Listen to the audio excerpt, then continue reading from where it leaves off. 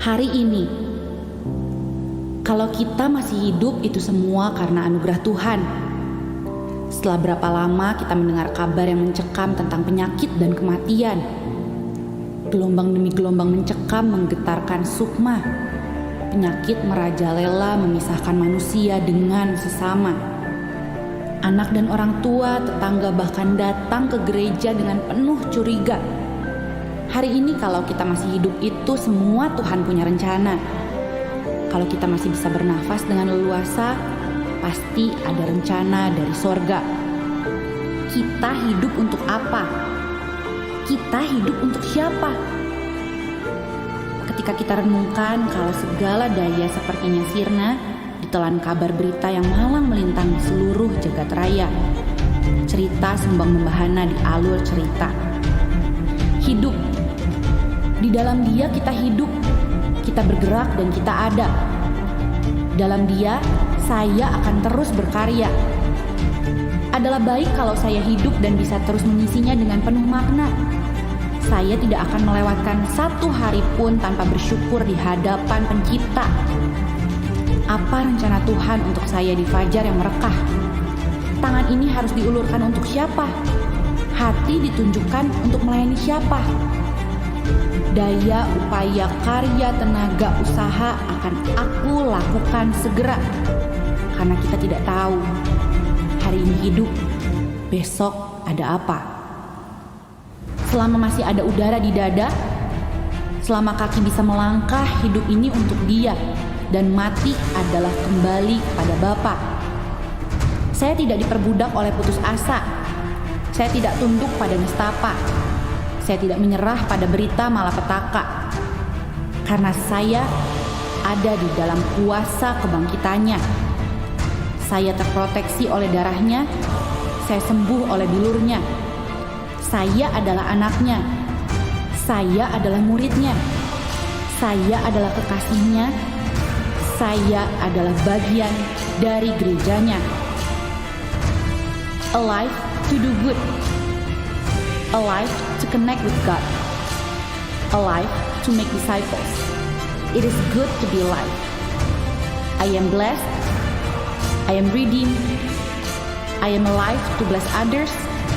I am grateful to be alive.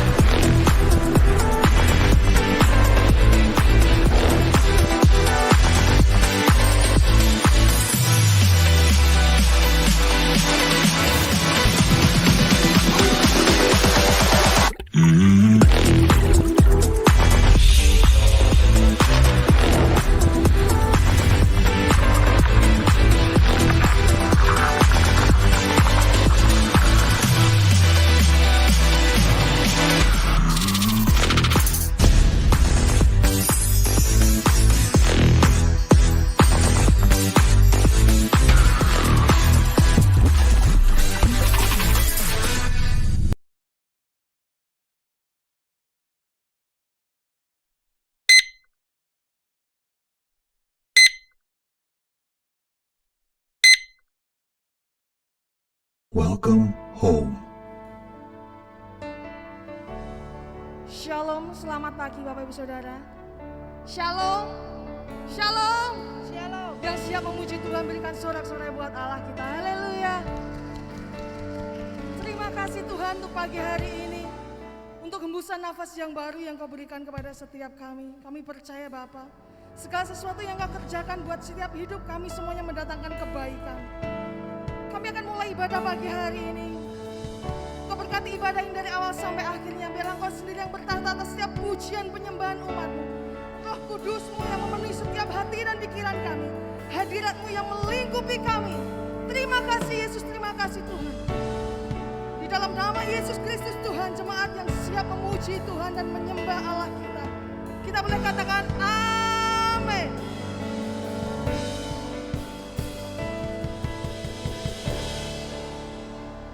Kami tahu Tuhan,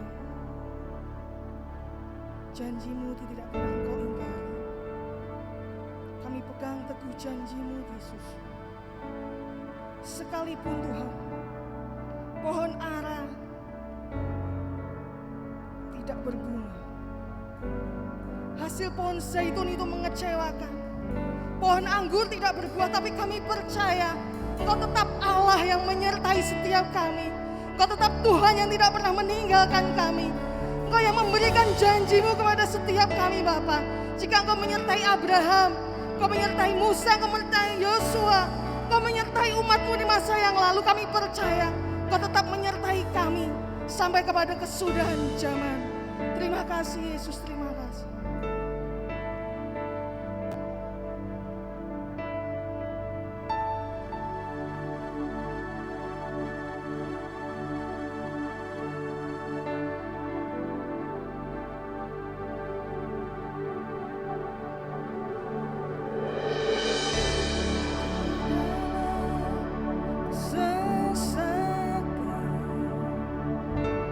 Kau memberi kedamaian.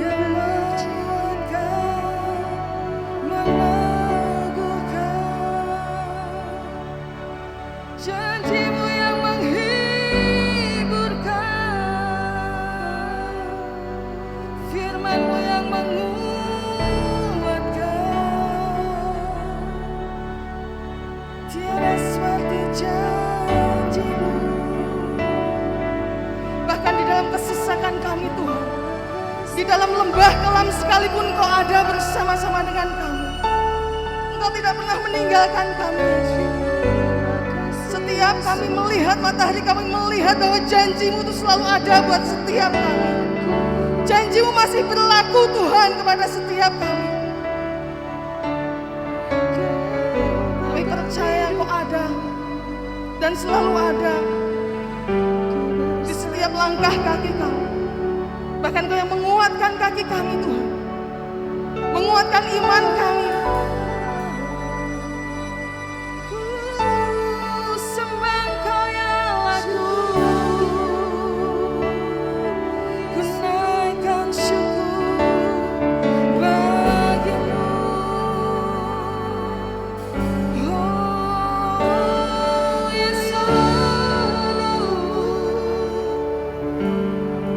Jiwaku bersuka padamu,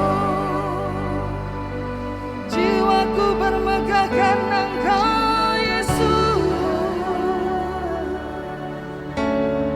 Oh Allah yang kudus, Allah yang berkuasa selamanya.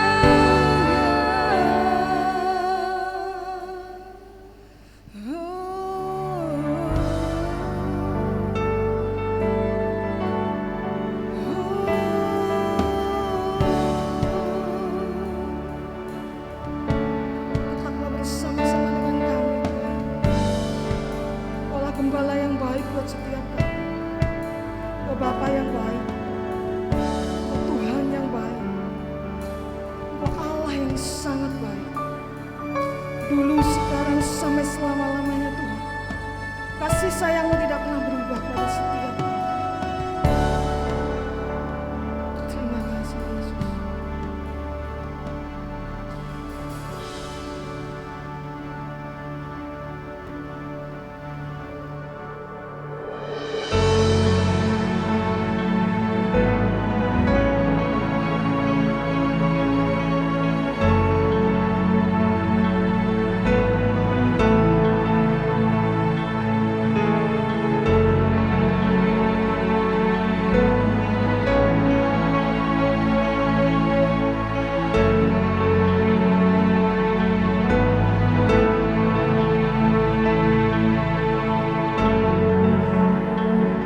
Gembalaku,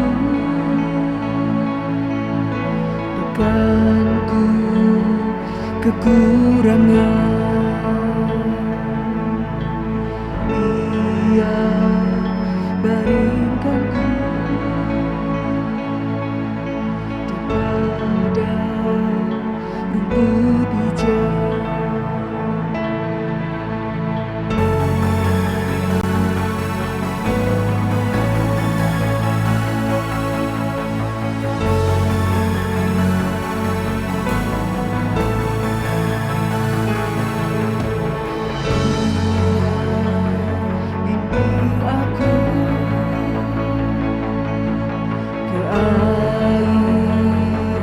Yang tenang, jiwaku disegarkan, Dia tuntun ke jalan yang benar.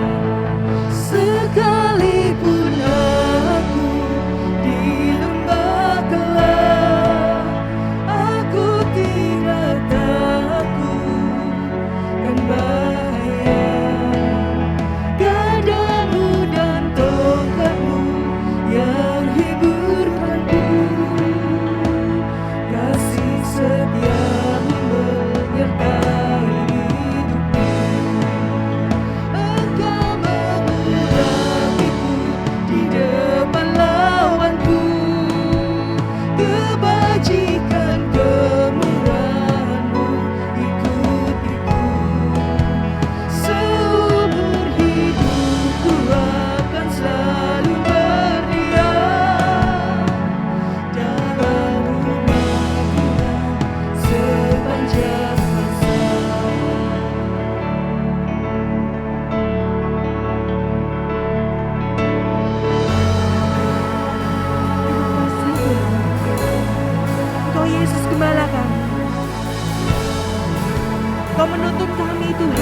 jalan kebenaran.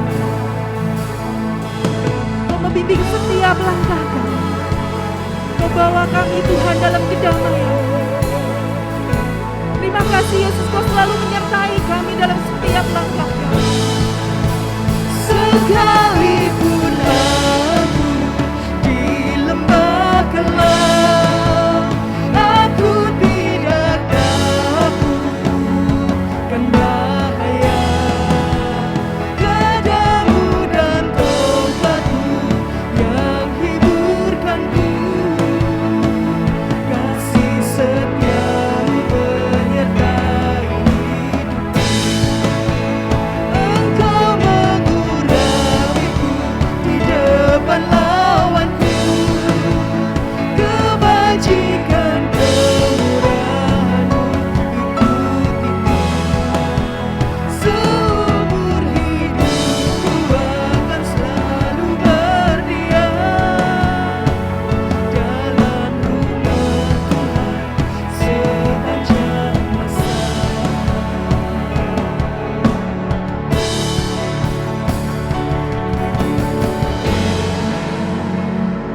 Gembalaku, bukanku kekurangan. Engkau gembala kami Tuhan, Berikanku Engkau pendidik kami, kekasih rumput hijau. Hosana, Hosana.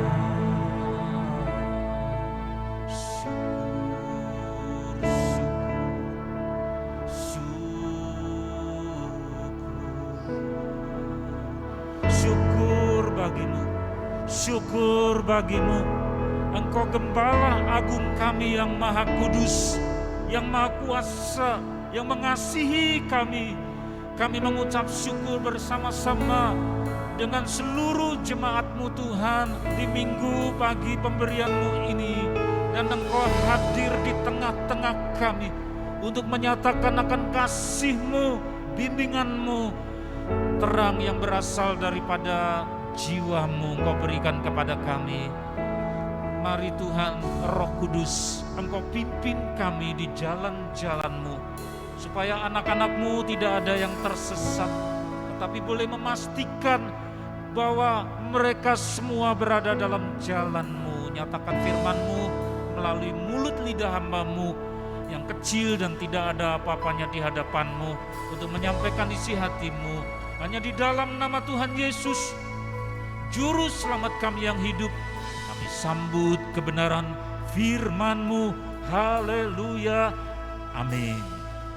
Selamat pagi Bapak Ibu Saudara-saudara yang dikasihi oleh Tuhan. Shalom.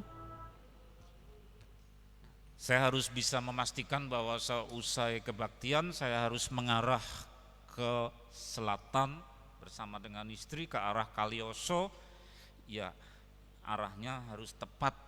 Kalau tidak keliru ke sana bisa sampai Semarang. Itulah sebabnya saudara-saudara kita perlu untuk memperhatikan arah, memperhatikan lalu lintas jurusan-jurusan, sebab kalau tidak orang menjadi tersesat. Itulah sebabnya Tuhan memberikan satu tema yang harus diteruskan kepada saudara-saudara semua. Bukan berasal dari saya hanya juru bicara untuk menyampaikan ini, yaitu jalur-jalur lalu lintas. Maka saya tadi berkata bahwa mau ke Kalioso harus tepat ke arah selatan, mau ke Semarang harus ke arah barat. Jalur-jalur lalu lintas. Kolose pasal yang ke-1 kita akan perhatikan bersama-sama. Siapkan hati saudara, karena kita mengucap syukur sudah sampai kepada penghujung bulan Januari. Dan besok kita akan masuk kepada bulan yang kedua. Pastikan di jalan mana Bapak Ibu Saudara dan saya berada, dan dengan langkah yang tepat kita harus pastikan itu siap saudara. Kolose pasal 1 ayat 16 sampai dengan 18. Siapkan untuk hati, kita akan melihat bersama-sama.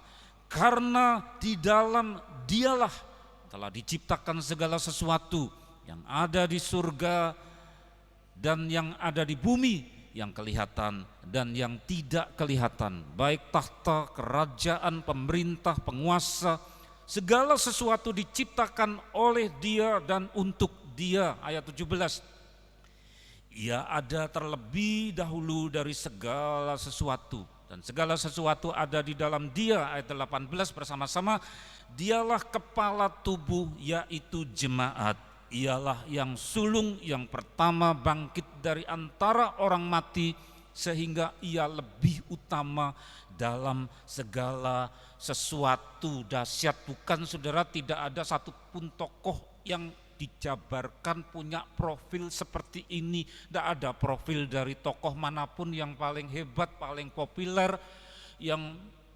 mengorbit bintangnya di seluruh bumi menjadi orang beken terkenal. Tapi profilnya seperti ini tidak ada.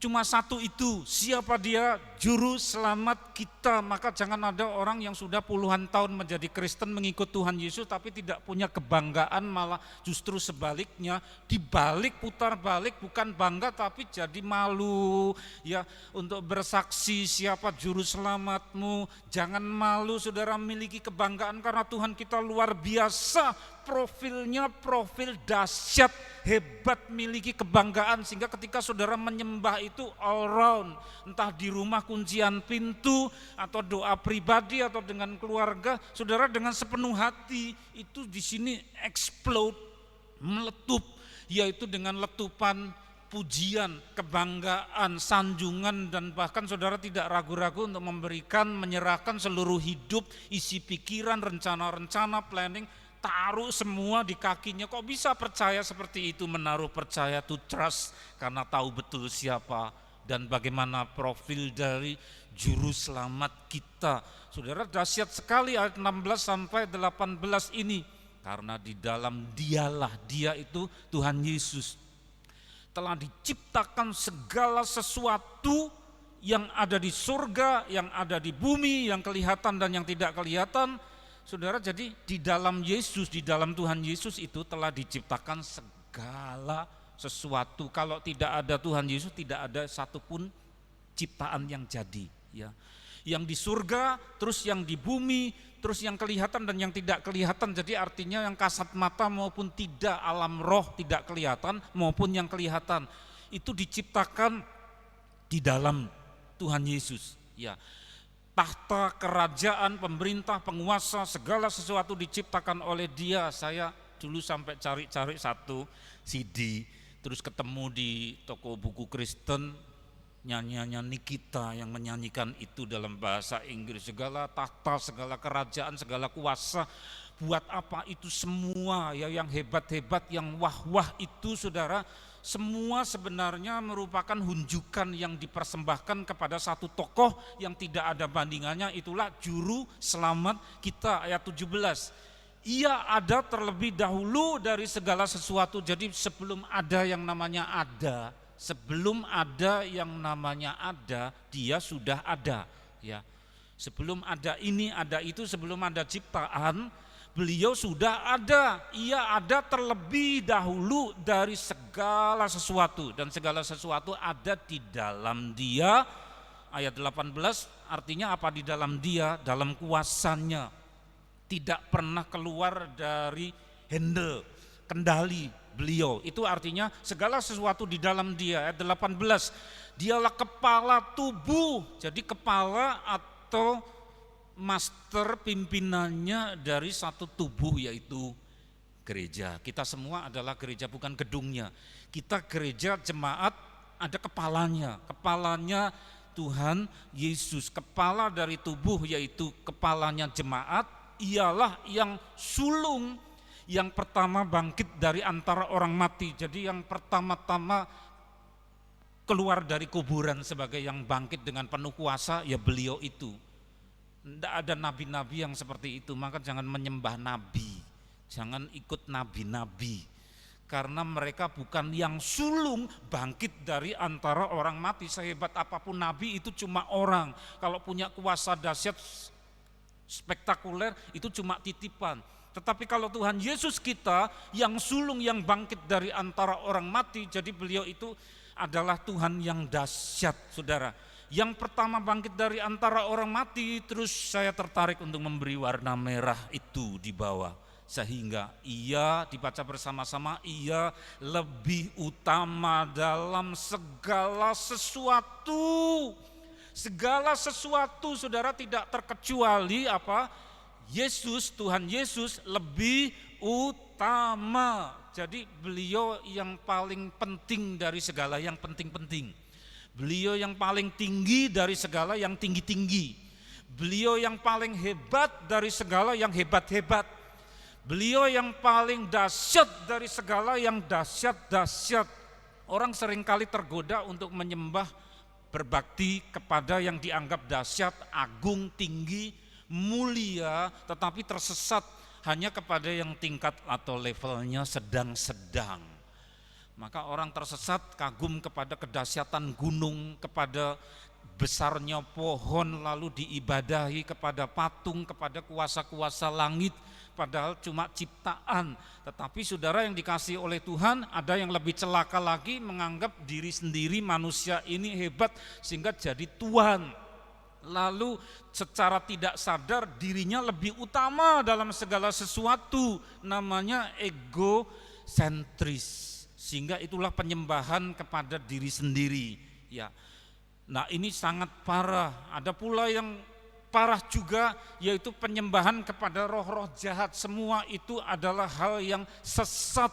Karena ditegaskan, saya sampai beri warna merah. Ia kepala dari jemaat, gembala agung kita, lebih apa saudara, utama, super di atas segala super. Lebih tinggi daripada segala yang tinggi, paling dahsyat dari segala yang dahsyat, paling mulia dari segala yang mulia, dan yang paling layak disembah dari segala sesuatu, saudara. Ya, amin, saudara.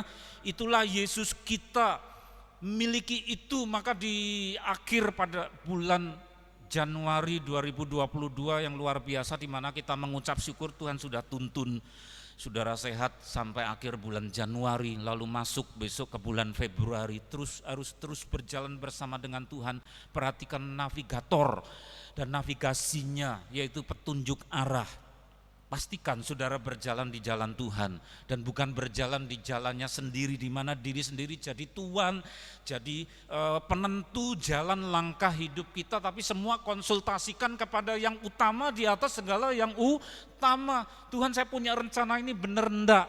Ya, kalau keliru tolong dikoreksi, tunjukkan yang benar bagaimana, karena kepala saya isinya cuma seperti kain diuntel-untel, itu tidak bisa berpikir dengan total all tunjukkan jalannya.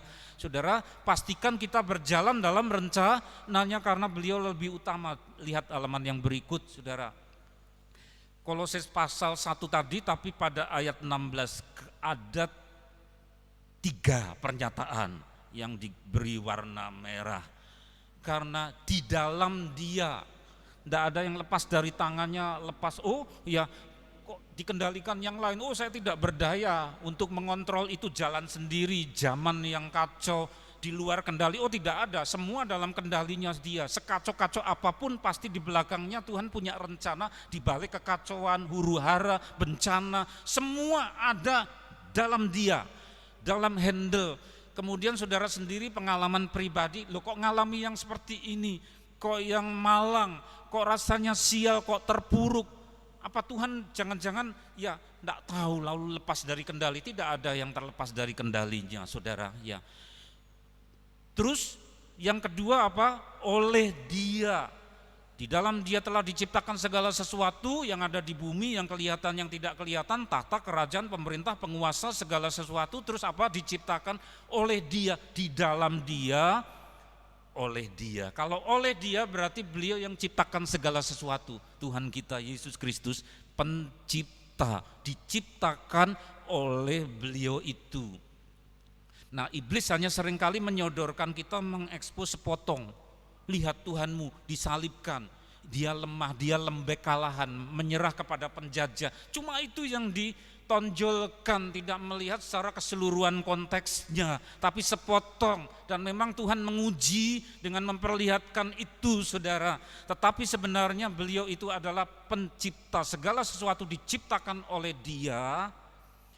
Sehingga ada banyak orang yang kemudian bergumul, lah kalau yang jahat-jahat seperti iblis masa diciptakan oleh Dia. Betul, waktu diciptakan masih baik, bukan langsung diciptakan menjadi makhluk jahat sampah alam semesta, tidak.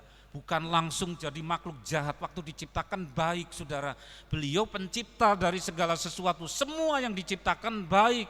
Maka kisah dalam kitab Kejadian itu ketika selesai menciptakan satu sektor, lalu ada pernyataan, maka Allah melihat yang diciptakan itu baik. Terus menciptakan apa lagi yang kedua? Maka yang diciptakan Tuhan melihat baik, baik, baik, diulang-ulang. Tidak ada satupun yang diciptakan langsung jadi sampah. Beliau menciptakan yang baik, tidak langsung menjadi produsen dari hal yang buruk. Terus yang ketiga apa? Untuk Dia, lah lihat saudara, ini jalur, satu alur arah. Siapa yang diciptakan? Kita semua. Siapa yang menciptakan? Tuhan. Segala sesuatu diciptakan oleh Dia, saudara, di dalam kendali Dia. Mau kemana yang beliau ciptakan itu dan di dalam kendali Dia? Mau kemana? Di dalam wedangan ada wedang jahe atau apa, bapak-bapak saya nguping, terus satu nyeruput, ya, lalu berbahasa Jawa ngomong, lah iya ya urip iki janjane nggo apa, ya. Sehingga kemudian pating celebung ada jawaban ini dan itu. Lalu saya mendengar bukan di wedangan, di tempat yang lain juga seorang bapak sarungan, iya ya kalau dipikir-pikir hidup ini buat apa? Ternyata banyak orang, saudara, yang ragu-ragu dan mencari tanda tanya, jalur. Engkau diciptakan jadi makhluk hidup, jadi manusia, jadi bapak, jadi ibu, jadi istri, jadi anak. Mau kemana hidup ini? Mau kemana? Maka saya tadi, saudara, ya bilang kepada saudara-saudara sekalian di pengantar, sesudah ini saya mau ke Kalioso, jurusan ke Solo, harus ngerti arahnya selatan, bukan ke arah Semarang, bisa tersesat. Untuk Dia, segala sesuatu diciptakan di dalam Dia, dalam kendali tangannya yang berlubang paku. Segala sesuatu diciptakan oleh Dia, Dia yang bikin, kreator, saudara, yang menciptakan, yang membuat, maker juga yang membuat. Tapi buat apa kita diciptakan? Untuk Dia, bagi Dia segala pujian. Ada nyanyian seperti itu. Kenapa orang memuji-muji? Itu hunjukan, saudara, persembahan, sesaji yang diberikan kepada Dia. Buat apa? Ada pemerintahan, ada penguasa, ada tahta. Itu hal-hal besar, tetapi hal-hal yang kecil-kecil. Buat apa kita hidup sebagai individu, pribadi? Terus ada keluarga, rumah tangga. Ini buat apa? Ya, saudara, berkarya, ujung-ujungnya kemana? Itu, saudara, pastikan. Jangan ada yang merem berjalan, pokoknya berjalan. Walah kalau berjalan tanpa saudara menyadari arahnya kemana, buat apa? Saudara nanti akan sampai ke tempat di mana saudara tidak tahu, kok tahu-tahu sampai ke sini. Hidup ini diciptakan di dalam Dia, oleh Dia, dan bagi Dia, ya, di dalam Dia, oleh Dia, bagi Dia. Jadi kita apa? Kita buat apa hidup? Itu bicara tentang jurusan. Buat apa kita hidup? Bagi Tuhan Yesus. Amin, saudara. Aku hidup bagi Tuhan Yesus. Amin. Saudara berkarya, saudara berumah tangga, menikah, saudara melayani, apalagi dalam ruang lingkup gereja. Buat apa? Semua ujung-ujungnya adalah hunjukan. Hunjukan itu yang dihaturkan, sesuatu yang dipersembahkan, sesaji, ya, bagi Yesus Tuhan. Itu jelas sekali Kolose pasal 1 ayat 18. Sehingga kalau saudara campur dengan orang lain, Saudara bisa mengerti jawabannya kalau ada yang bertanya, ya kalau dipikir-pikir buat apa hidup ini bagi Tuhan? Buat apa engkau menikah punya anak? Bagi Tuhan. Buat apa saudara diberi talenta luar biasa? Luar biasa ya, saya sejak muda sudah melayani di beberapa gereja, pindah-pindah. Tapi tim yang luar biasa ada di tempat ini ya saudara. Buat apa saudara diberi talenta-talenta melayani? Bagi Tuhan, ujung-ujungnya bagi Tuhan Yesus. Lah banyak yang tidak sempurna itu gimana Tuhan ya? Banyak yang tidak sempurna, banyak kelirunya bagaimana? Nanti Tuhan tolong saudara. Kerja tidak sempurna, mentok, kebentur-bentur, berkeluarga ya sukar, banyak tantangannya. Mana ada orang berumah tangga gampang? Tidak ada orang menikah sudah siap 100% itu tidak ada saudara ya. 65%, 70% sudah bagus. Loh kok banyak masalah, banyak kesukaran. Nanti Tuhan tolong, tetapi kita harus sadari pokoknya yang penting apa? Target, tujuan akhir bagi Dia, bagi Tuhan Yesus, di dalam Dia, oleh Dia, untuk Dia. Jangan salah alamat, bukan untuk diri sendiri, bukan untuk yang lain-lain. Tuhan Yesus itulah tujuan. Terus berikut, lihat saudara, ada jalur yang lain yang iblis sodorkan ke muka bumi. Matius pasal 4 ayat 8, ayat yang parah sekali saudara, sampai dengan ayat 10 itu ayat yang jelek sekali, parah ya isinya. Dan iblis membawa dia ke atas gunung. Iblis membawa apa? Tubuh Tuhan Yesus. Waktu beliau dengan sengaja memakai tubuh orang, mengizinkan untuk bisa merasakan sedih, haus, bisa dipegang. Lah tubuhnya dipegang, taruh di atas tempat tinggi, tebing. Iblis membawa tubuhnya Tuhan Yesus ke atas gunung yang sangat tinggi dan memperlihatkan kepadanya, lihat itu, semua kerajaan dunia, kemegahannya, ayat 9, dan berkata kepadanya, kata iblis, semua itu akan kuberikan kepadamu. Itu sok-sokan saudara, berlagak dia yang empunya. Karena iblis dibuang ke bumi, dia kuasai raja-raja, orang-orang, people, masyarakat yang bisa dia kendalikan, lalu dia merasa sok punya. Sehingga kemudian dia janjikan itu kemaki sekali saudara ya, semua itu akan kuberikan kepadamu jika engkau sujud menyembah aku. Loh Tuhan Yesus kok disuruh menyembah iblis? Kurang ajar enggak saudara? Kurang ajar sekali ya. Orang aja yang senakal-nakalnya jahat, tatoan, mencopet, merampok, tapi banyak yang takut, enggak berani ngomong, hei Tuhan sembahlah aku. Tidak berani, kurang ajar gitu. Yang di penjara saudara tanya, tapi iblis itu sangat parah ya, namanya saja iblis kok nyuruh-nyuruh Tuhan Yesus menyembah dia ya. Semua itu kerajaan akan kuberikan kepadamu kalau engkau apa? Menyembah aku. Lah ketahuan ambisinya apa? Ambisi dosa yang paling dominan pada iblis adalah harga diri, superiority ya. Dia anti inferioritas, anti terhadap rendah diri. Jadi ambisinya adalah ingin menjadi yang paling hebat, megalomaniak, maniak untuk sebagai yang paling hebat, sehingga tidak malu-malu tanpa sungkan, tapi justru di situ kebodohannya. Lah orang yang mengerti dan bijak kan ketawa, memangnya kamu ini siapa kok minta disembah ya. Jadi jangan mengira dia itu hebat dengan ambisinya, bodoh ya saudara. Kok minta disembah saudara?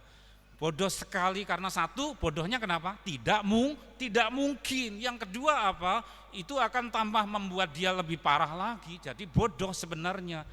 Awas, jangan kemudian keracunan lalu punya konsep berpikir bahwa iblis begitu hebat sehingga saudara takut sekali. Takut kadang-kadang dengan gebrakannya memang normal, kaget dan seterusnya, dengan godaannya apalagi yang horor-horor saudara. Tapi jangan takut sepenuhnya, karena dia juga punya kebodohan. Minta disembah, satu itu mustahil, tidak mungkin Tuhan mau ya. Yang kedua justru kelihatan bahwa apa saudara? Kelihatan bahwa dia bodoh karena justru itu akan menghantam dirinya sendiri. Maka berkatalah Yesus kepadanya, enyah iblis. Jadi diusir, go away. Sebab ada tertulis, engkau harus menyembah Tuhan Allahmu, dan hanya kepada Dia sajalah engkau berbakti.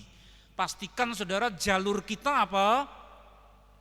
Yang kita ibadahi, yang kita sembah hanya Tuhan Allah saja, yang sudah menyatakan diri ke bumi sebagai Tuhan Yesus. Dialah saja yang disembah, jangan menyembah roh-roh jahat. Selain bodoh, dia juga pintar, punya kelicikan, yaitu tidak mau tampil apa adanya. Aku iblis, sembahlah aku di hadapan orang. Pinter, maka dia menjelma dalam personifikasi macam-macam. Ada kemuliaan semu, kekayaan semu yang habis hanya dalam waktu 3 tahun lalu jadi kere, saudara. Ya, kekayaan semu, jabatan semu, macam-macam. Bahkan ada jodoh semu yang datang dari iblis. Anak semu dia juga bisa beri anak, tapi bukan dari Tuhan. Ya, macam-macam dia bisa berikan, saudara. Dan dia tampil sebagai Pangeran Diponegoro, tampil sebagai kakek, sebagai Bung Karno, muncul jadi macam-macam, saudara, mengkamuflase lebih pandai daripada Bunglon. Bunglon punya kecakapan yaitu mimikri.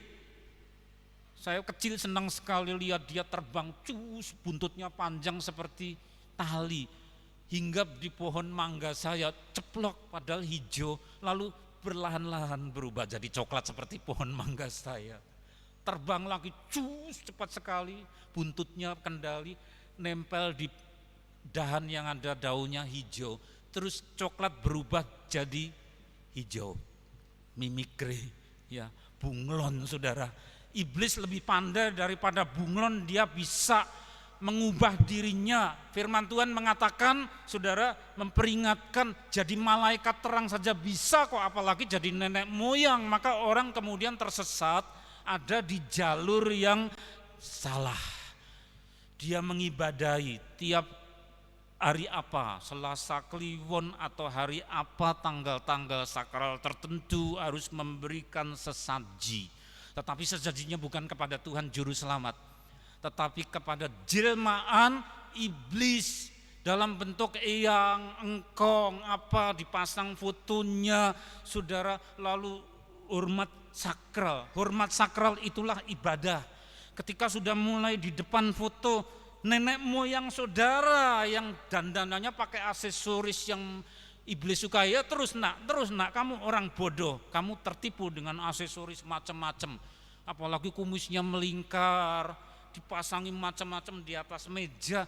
Orang kemudian muncul penjiwaan sakral, hormat sakral. Itulah yang membuat Tuhan cemburu. Dan kalau Roh Kudus memperingatkan karena dia pernah jadi anak Tuhan, keliru nak, engkau di jalur lalu lintas yang salah. Ya, seperti saya dari Patuk, Delinggup, Patuk mau pulang ke Solo. Mau pulang ke Solo kok keliru sampai Kulon Progo. Wah, dilihat baterainya habis jadi kuali. Kok ke arah Jogja, mestinya mau pulang ke Solo, saudara. Untung sepeda motor ngirit bensin. Keliru, salah arah. Awas, saudara, ya. Janganlah engkau sujud kepada iblis, tidak berwujud iblis asli, tetapi dia menjelma menjadi macam-macam yang membuat orang kemudian memuja itu.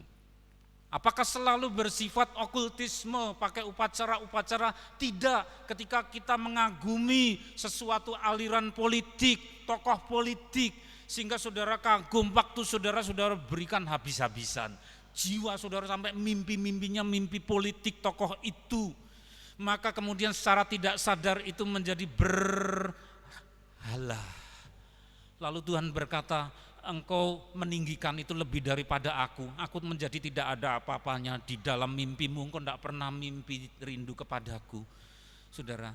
Maka iblis bisa menjelma menjadi suatu aliran politik, dia menjelma menjadi apapun, karena firman Tuhan katakan bahwa menjadi malaikat terang pun dia bisa. Tuhan berkata apa? Engkau harus menyembah Tuhan Allahmu dan hanya kepada dia sajalah engkau berbakti. Amin, saudara. Pastikan jalur kita hidup buat apa, untuk siapa, untuk Tuhan Yesus. Terus berikut. Ciri-ciri, perhatikan, jalur gelap. Kalau saudara salah langkah, dipengaruhi orang, ciri-cirinya saya tidak bisa menguraikan dalam waktu yang terbatas. Ciri yang sangat menonjol, yaitu adanya medium-medium, benda-benda yang dianggap sakral. Wahyu pasal 9 ayat 20. Tetapi manusia lain yang tidak mati oleh malapetaka itu, siapa yang luput dari COVID-19? Ada orang-orang yang di dalam Tuhan juga, beberapa diantaranya dipanggil, beberapa diantaranya pendeta, orang saleh juga ada yang sudah dipanggil Tuhan. Tetapi siapa yang luput? Apakah yang luput yang survive menjadi penyintas hidup itu benar semua? Oh, belum tentu, karena disebutkan Wahyu 9 ayat 12, tetapi manusia lain yang tidak mati oleh malapetaka itu sempat kena COVID tapi sembuh lagi. Tetapi orangnya kemudian kemaki dan sombong, lihat aku bisa hidup. Tidak mati oleh malapetaka itu tidak juga bertobat dari perbuatan tangan mereka, tidak berhenti apa? Menyembah roh-roh jahat. Apa cirinya menyembah roh-roh jahat? Berhala-berhala, ada emas, perak, tembaga, batu, kayu. Itu semua menunjuk materi-materi yang berharga. Maka di dalam perjanjian lama ketika orang Israel tersesat, ada lembu emas, sapi kecil disembah. Wah, Musa marah sekali sampai tablet, bukan tablet merek tertentu, tapi dari batu sudah dipecah. Marah sekali, kenapa? Umat gembalaannya nakal-nakal, nyembah sapi. Dan kemudian kakaknya namanya Aron ya, itu tidak berdaya untuk mengendalikan umat. Dia tidak sanggup menggembalakan umat yang liar-liar karena takut dipukuli. Ya sudah nurut sama jemaatnya yang liar-liar itu, nyembah sapi, menari-nari. Sementara si Harun cuma membeli. Musa marah sekali. Terus diperintahkan oleh Tuhan supaya itu dihukum mati, lalu sapinya diapakan? Berhala itu emas. Materi, ingat materi. Penyembahan berhala selalu berkaitan dengan barang-barang berharga. Harus ditumbuk halus. Jadi bukan diusir rohnya, bendanya ketinggalan. Oh tidak, sampai ke materi. Karena roh jahat itu ya menyusup dan masuk menjadi satu esensi di dalam materi. Maka kalau saudara beli rumah bekas orang yang melakukan banyak ritual yang ngeri-ngeri, horor-horor, saudara beli, kendel bukan, dibayar. Lah ini strategis. Bisakah itu diusir hanya dengan persekutuan doa, main gitar, peminyakan? Setan tidak selamanya satu jenis, ada yang bandel. Loh kok masih ada yang kelihatan begini begitu? Ya ada bannernya obah-obah padahal tidak ada angin. Fotonya gandul-gandul, ya gantung-gantung, mangga jatuh gedebuk, ya kemudian ada apalagi guludak. Saudara langsung tanggap, ini harus tuntas karena iblis seringkali dengan anak buahnya juga menyatu dengan materi, sehingga saudara diberi hikmat, rombak semua, ya. Maka ajaran firman Tuhan apa? Lembu dari emas apa? Jangan dijual. Oh ini berharga. Oh jangan. Harus diremuk-remuk. Kitab Ulangan juga memperhatikan, awas, kamu jangan mengingini emas yang dipakai bekas berhala. Ditumbuk halus, dibakar.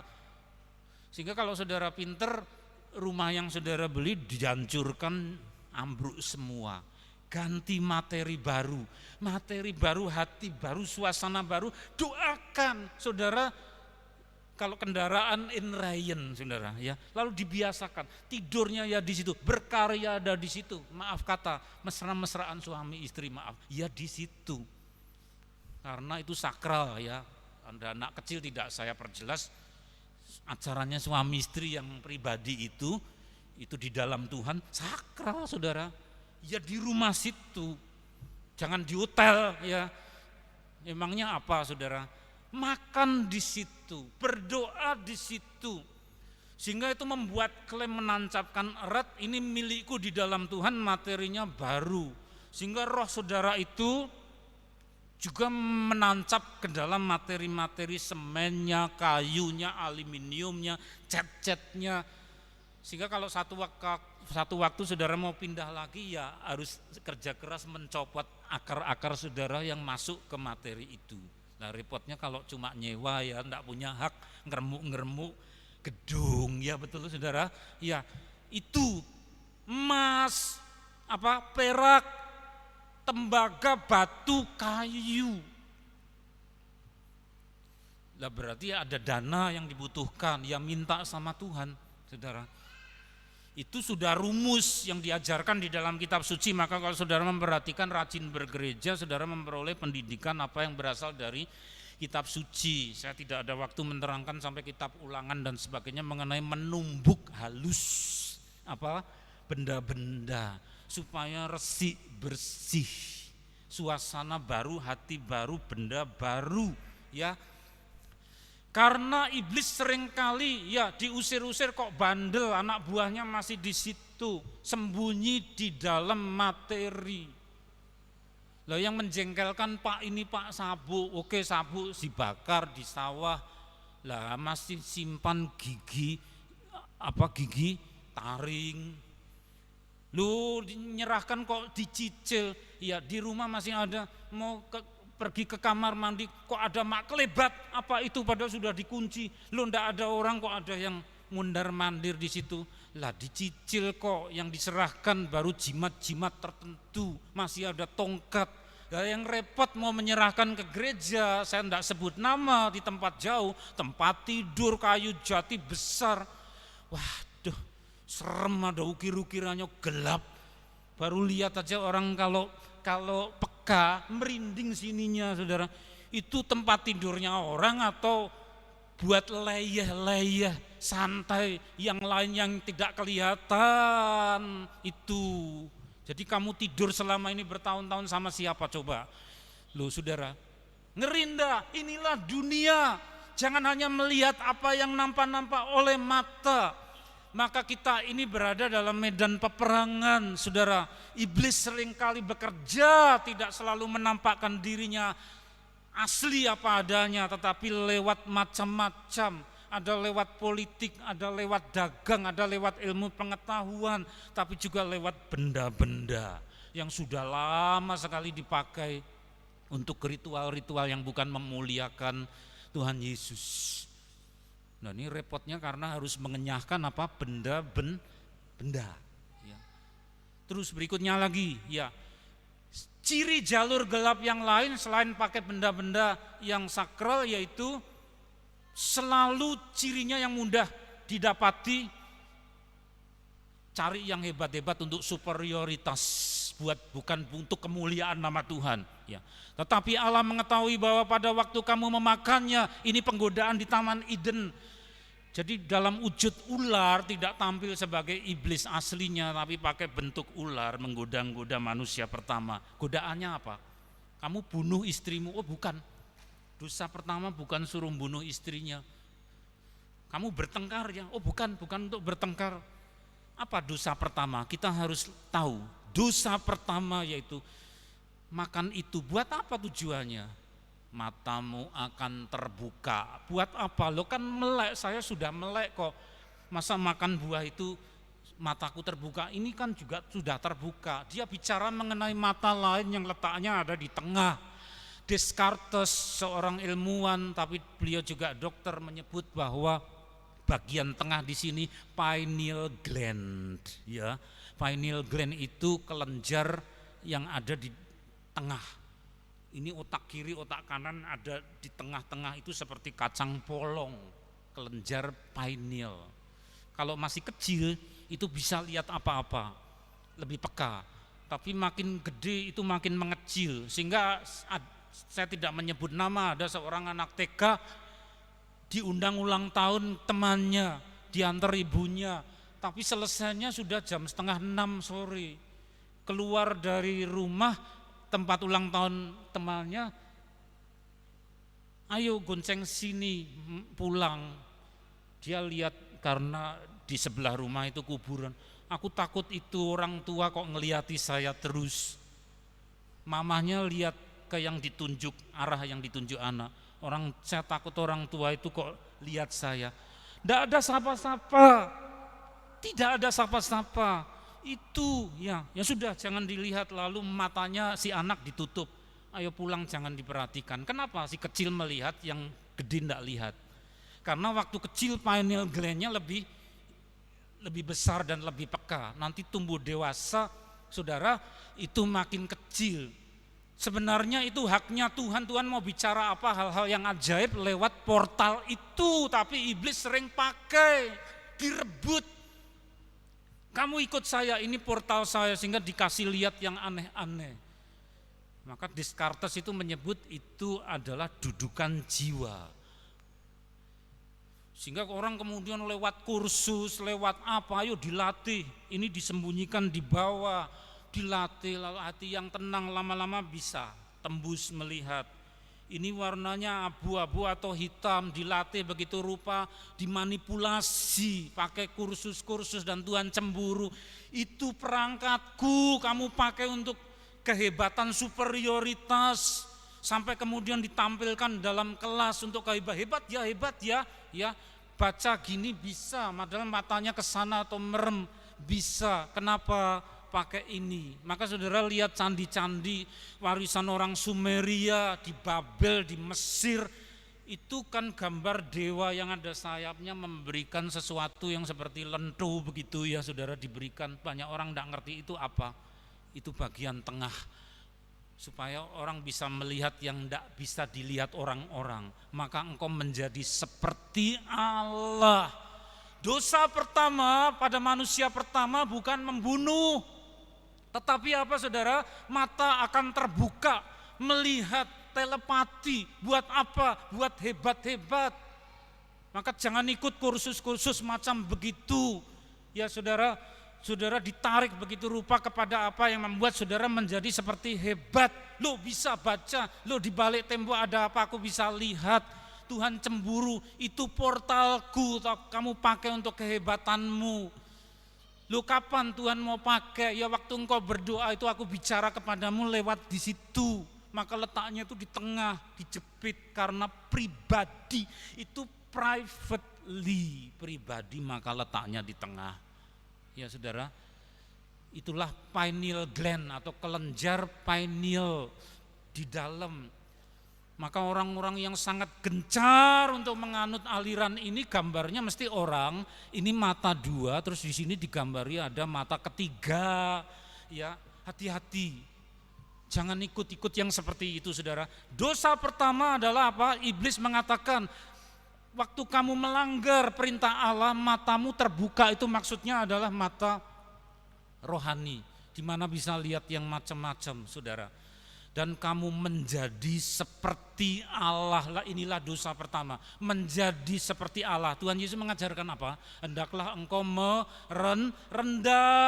Jangan menjadi seperti Allah, tapi merendah. Ini kudus, saudara. Ya, kapan Tuhan mau bicara? Pakai saya. Kemudian Tuhan bicara kepada saudara lewat jalur itu. Masih ada? Perhatikan jalur penebus 1, 2, 3, 4 ayat yang terakhir, Markus pasal 1 ayat 30. Ibu mertua Simon terbaring karena sakit demam. Saudara, kita juga sering sakit yang paling parah apa? Dosa. Kita semua orang-orang sakit. Ibu Simon juga demam. Mereka segera memberitahukan kepada Yesus, ayat 31. Ia pergi ke tempat perempuan itu. Bukan perempuan itu yang datang mencari Tuhan Yesus, tapi Tuhan Yesus datang masuk ke rumahnya. Tuhan pernah berkata apa? Bukan kau yang memilih aku yang memilih kamu. Kita kenal Tuhan Yesus bukan karena kita menemukan dia, cari-cari dia, ketemu, bukan. Tapi dia yang mengunjungi kita seperti mengunjungi Ibu Simon. Ibu mertua Simon. Kalau Simon di sini belum punya mertua, tapi kelak akan punya dari Tuhan, amin. Ya, pergi ke tempat perempuan itu. Terus gimana, saudara? Yang kedua, memegang tangannya. Lo sudah datang kok pegang tangannya. Ini bicara mengenai intimasi, keakraban manusiawi, ya, menjamah. Maka saudara juga berkata, kalau mau tahu ini Tuhan, jamah saya, engkau sudah mengunjungi aku, jamah saya. Selama ini aku tidak peka, sehingga aku sibuk sendiri. Engkau ingin menjamah aku, tapi aku sibuk sendiri. Nah saudara, seperti Ibu Simon tidak keberatan untuk dijamah, tetapi apa saudara? Mau untuk dijamah. Terus yang kedua, dibangunkan. Apa yang saat ini rebah, apa yang saat ini lemas, apa yang saat ini saudara katakan aku tidak berdaya, ada banyak hal yang aku tidak mampu. Tuhan memegang tangan kita, bangunkan kita. Ketika saudara kemudian diberkati, doa-doa saudara dijawab, kita dibangunkan, jadi perkasa, lenyap demamnya, kita diampuni. Yang menyebabkan kita demam adalah dosa, tetapi berbagai macam kelemahan. Ketika Tuhan tolong, apa yang 4 bagian kita. Lalu perempuan itu melayani mereka. Bukan hanya melayani Tuhan Yesus, tapi melayani mereka itu Tuhan Yesus dan murid-muridnya dilayani. Luar biasa saudara. Bagaimana saudara mengucap syukur kepada Tuhan Yesus yang melawat hidup saudara dan kita. Dia pegang tangan kita, jamah kita, bangunkan kita dari segala kelemahan kita. Buat apa? Kita layani dia. Apa yang saudara punya, Tuhan tidak minta apa yang kita tidak ada. Tapi apa yang ada pada saudara itu cuma titipan. Layani mereka. Oh hosana, hosana, hosana. Kami percaya Tuhan.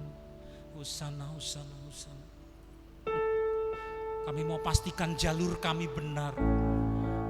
Hosana, hosana, hosana. Kami tidak mau tersesat.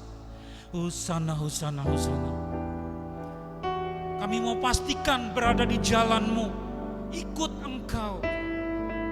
Yaitu jalur di mana Engkau melawat, mencari kami, memegang tangan kami, membangunkan kami.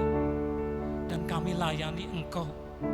Bukan untuk kehebatan kami, seperti buah pengetahuan yang baik dan jahat untuk membuka mata supranatural. Bukan Tuhan, kami mau merendah saja di hadapan-Mu.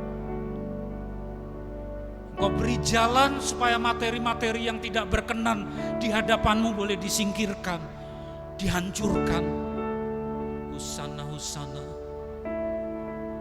Kaulah Tuhan yang berjanji takkan pernah Kau ingkari.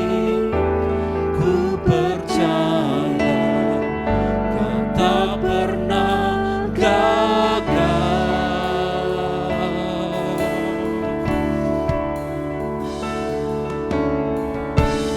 Menghiburkan, menguatkan, meneguhkan semua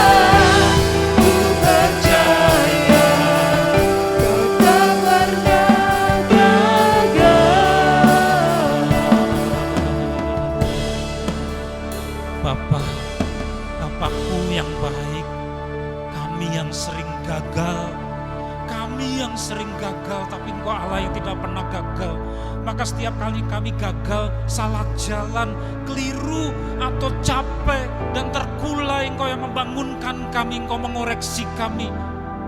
Supaya kami jangan tersesat, berjalan di jalan-Mu, memuliakan Engkau. Segala apa yang kami punya, segala karya kami, segala perjuangan kami adalah ujung-ujungnya adalah unjukan persembahan bagi Engkau untuk kemuliaan-Mu. Berkarya adalah rancangan-Mu untuk Engkau. Membangun rumah tangga adalah untuk memenuhkan rencana-Mu buat kemuliaan-Mu. Melayani Engkau meskipun serba kurang, namun juga bagi Engkau. Sempurnakan. Oh, sempurnakan Tuhan hati kami, pikiran kami, puisi-puisi kami, doa-doa, nyanyian-nyanyian kami. Biar bagi Engkau, bukan untuk roh-roh jahat yang menjelma menjadi bermacam-macam hal, yang mengagumkan akan dunia, tetapi hanya bagi Engkau, bukan untuk kehebatan kami. Kami serahkan otak tengah kami di hadapan-Mu. Kami serahkan jiwa pikiran kami bagi Engkau. Otak kiri, otak kanan, seluruhnya. Mentalitas kami, roh kami. Kuduskan.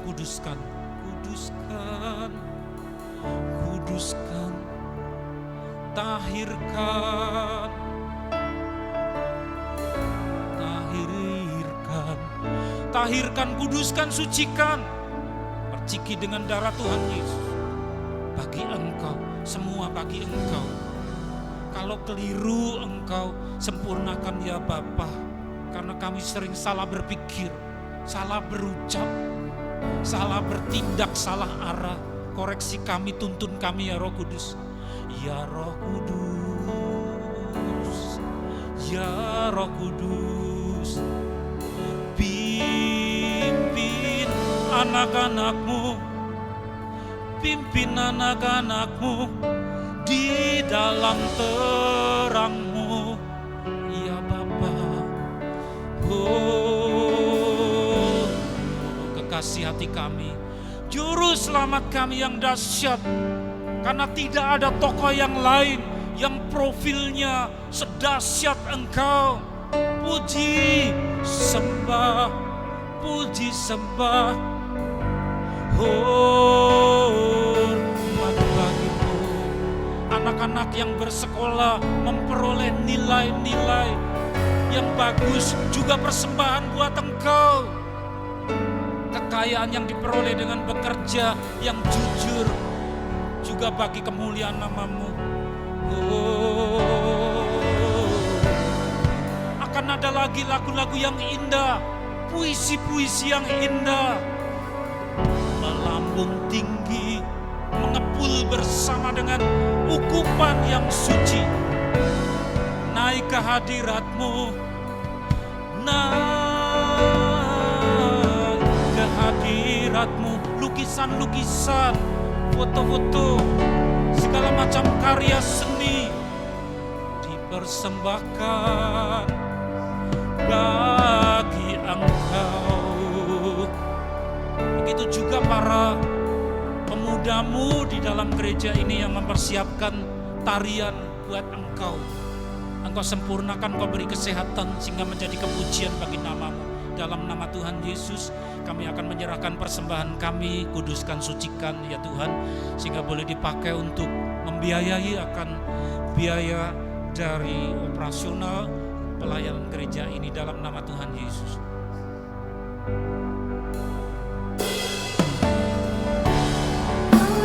Tuhan yang berjanji takkan pernah Kau ingkari. Ku percaya Kau tak pernah gagal.